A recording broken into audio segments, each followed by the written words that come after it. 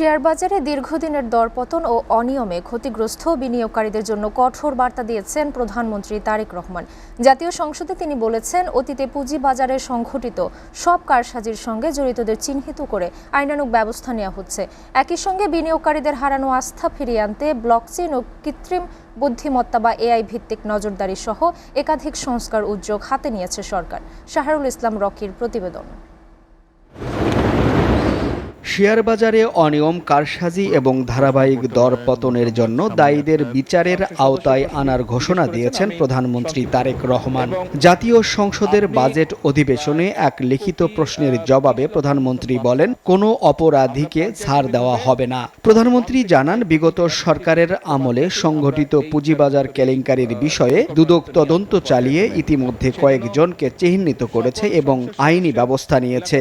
এছাড়া বাজার কারসাজির দায়ে বিভিন্ন ব্যক্তি ও প্রতিষ্ঠানের বিরুদ্ধে ১,৪৯৭ কোটি টাকা অর্থদণ্ড আরোপ করেছে বিএসইসি।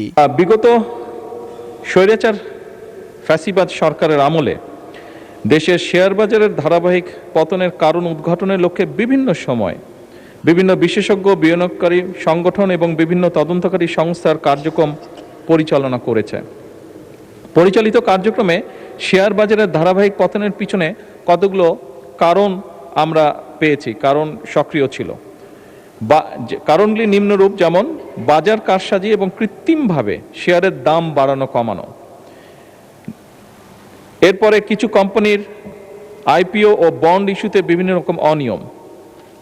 এরপর নিয়ন্ত্রক সংস্থার দীর্ঘমেয়াদী দুর্বল তদারকি এবং সময় মতন ব্যবস্থা গ্রহণ না করা। বিনিয়োগকারীদের আস্থা পুনরুদ্ধারে দক্ষ কমিশন গঠন, বহুজাতিক কোম্পানিকে তালিকাভুক্ত করা, বিশেষ ট্রাইব্যুনাল সংস্কার কমিশন এবং ব্লকচেইন ও এআই ভিত্তিক ডিজিটাল নজরদারি সহ 12টি অগ্রাধিকারমূলক উদ্যোগের কথাও সংসদে তুলে ধরেন সরকার প্রধান।